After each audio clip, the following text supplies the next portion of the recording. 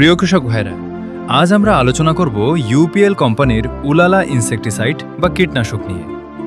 আমরা সাধারণত সাদামাছি দমন করার ক্ষেত্রেই সবথেকে বেশি পরিমাণে ব্যবহার করে থাকি এই উলালা। তবে সাদামাছি দমনের পাশাপাশি আরও বিভিন্ন ধরনের কীটকেও দমন করতে পারে এই উলালা ইনসেকটিসাইড।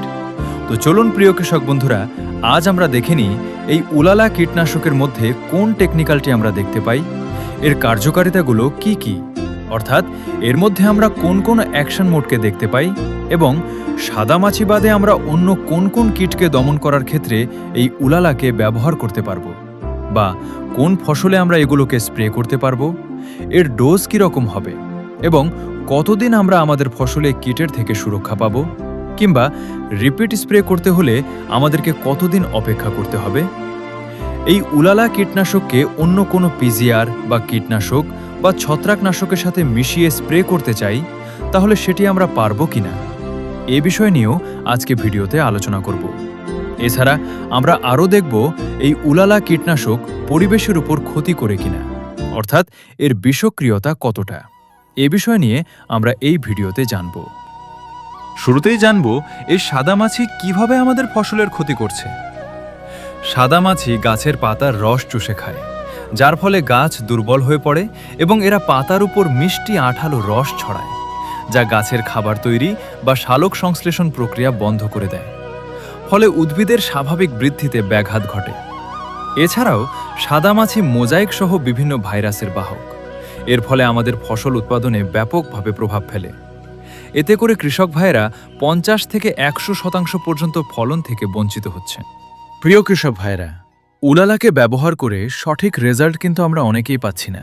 এটা আমরা বলছি কেন পাচ্ছি না এবং কিভাবে উলালা ইনসেকটিসাইড স্প্রে করলে আমরা পূর্ণাঙ্গ ফলাফল পাবো, এই বিষয়টি আমরা এই ভিডিওটিতে তুলে ধরব। তাই এই ভিডিওটি খুবই গুরুত্বপূর্ণ হতে চলেছে, সবাই মনোযোগ দিয়ে ভিডিওটি দেখবেন। তাহলে কৃষক ভাইয়েরা, ভিডিওটি শুরু করা যাক।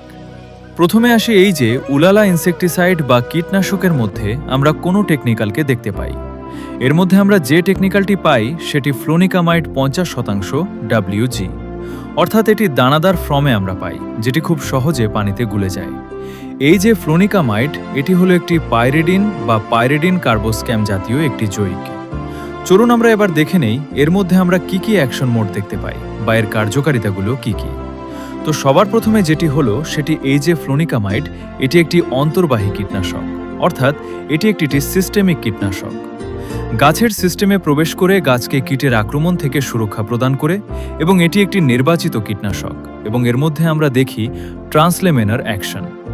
এই ট্রান্সলেমেনার অ্যাকশন হলো আপনি যখন আপনার গাছে স্প্রে করছেন এই উলালা বা ফ্লোনিকামাইড টেকনিক্যালটি, তখন এটি কি করছে, আপনার গাছের পাতার উপরে পড়ছে এবং সেটি পাতার মধ্যে দিয়ে গিয়ে পাতার নিচে প্রবেশ করে এবং পাতার নিচে থাকা যে সকল কীট আপনার গাছকে ক্ষতি করছে সে সকল কীটকে খুব সহজেই দমন করছে।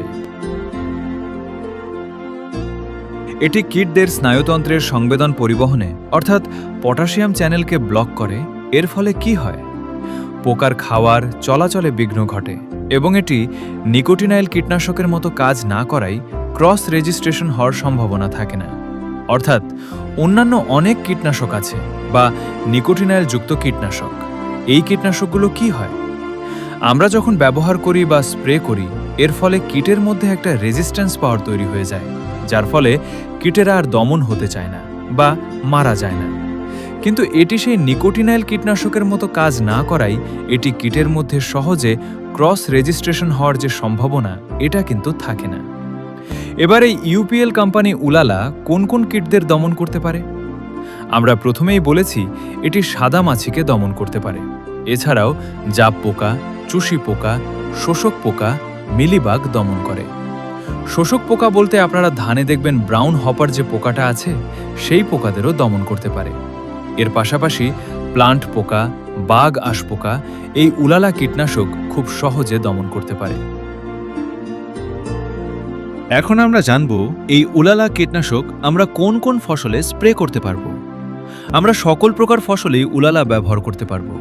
এটি আপনার সবজি জাতীয় ফসল হোক কিংবা ফল জাতীয় ফসল হোক, বা আপনার আলু, তুলা, যে কোন ধরনের ফসলই হোক, উলালা নিশ্চিন্তে ব্যবহার করতে পারবেন। এখন আসি, এই যে উলালা ইনসেক্টিসাইড, এটি আপনার ফসলকে কতদিন পর্যন্ত সুরক্ষা দিতে পারে। উলালা কীটনাশক ব্যবহার করার পর ফসল ভেদে 2 থেকে 3 সপ্তাহ পর্যন্ত আপনার ফসলকে সুরক্ষা প্রদান করবে, অর্থাৎ 14 থেকে 21 দিন পর্যন্ত আপনার ফসলকে সুরক্ষা দেবে কীটদের হাত থেকে। আপনাকে যদি রিপিট স্প্রে করতে হয়, তাহলে আপনাকে পুনরায় স্প্রে করতে হবে 14 থেকে 21 দিন পর।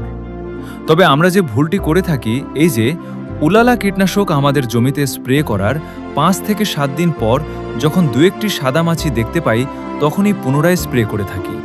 যার ফলে কি যে আমরা ঘন ঘন উলালা কীটনাশক ব্যবহার করার ফলে এর যে টেকনিক্যাল অর্থাৎ ফ্লোনিক অ্যামাইডের রেজিস্ট্যান্স পাওয়ার তৈরি হয়ে যাচ্ছে, তাই পরবর্তীতে কীটেরা আর মারা যাচ্ছে না। এবার আসি ডোজের কথায়। আমাদের ফসলে কি পরিমাণে এই উলালা কীটনাশক ব্যবহার করব?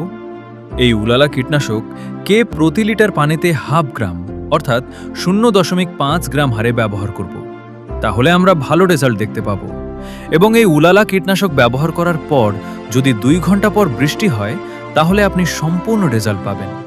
আর যদি 2 ঘন্টার আগে বৃষ্টি হয়, তাহলে আপনি রেজাল্ট কিছুটা কম পাবেন। এছাড়া এই উলালা ইনসেক্টিসাইড বা টেকনিক্যালটির সাথে যদি ছত্রাকনাশক বা পিজিআর ব্যবহার করতে চান, অবশ্যই আপনারা ব্যবহার করতে পারবেন। তাহলে সবশেষে আসি, এই যে উলালা ইনসেক্টিসাইড বা ফ্লোনিকামাইড টেকনিক্যাল কি একটি পরিবেশের উপর কতটা ক্ষতি করে বা এর বিষক্রিয়তা কতটা। এটি পাখি, কেঁচো মাছ এদের পক্ষে মাঝারি বিষক্রিয়তা লক্ষ্য করা যায়।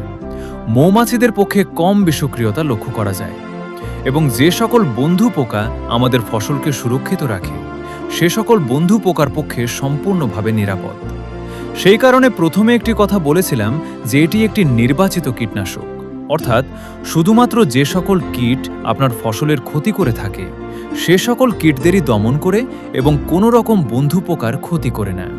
তো প্রিয় কৃষক বন্ধুরা, এবার আসি সবচেয়ে গুরুত্বপূর্ণ একটি বিষয়, সেটি হলো আমরা এই যে ইউপিএল কোম্পানির উলালা ইনসেক্টিসাইড বা ফ্লোনিকামাইড টেকনিক্যালটি কোন সময় স্প্রে করে আমরা ভালো রেজাল্ট পাবো। এই উলালা কীটনাশক অবশ্যই তীব্র সূর্যালোকের উপস্থিতিতে স্প্রে করা যাবে না। সূর্যোদয়ের পূর্বে ভোরবেলা এবং সবথেকে উত্তম সময় বিকালবেলা, যখন রোদের তাপ হ্রাস পেতে থাকে, এ সময় স্প্রে করলে আমরা ভালো ফলাফল পাব। তো প্রিয় কৃষক ভাইরা, আমরা আশা করছি আমাদের এই ভিডিও থেকে আপনারা উপকৃত হবেন। সকল কৃষক ভাইদের সুস্বাস্থ্য কামনা করছি এবং ইউপিএল পরিবারের পক্ষ থেকে ধন্যবাদ জানিয়ে আজকের মতো শেষ করছি।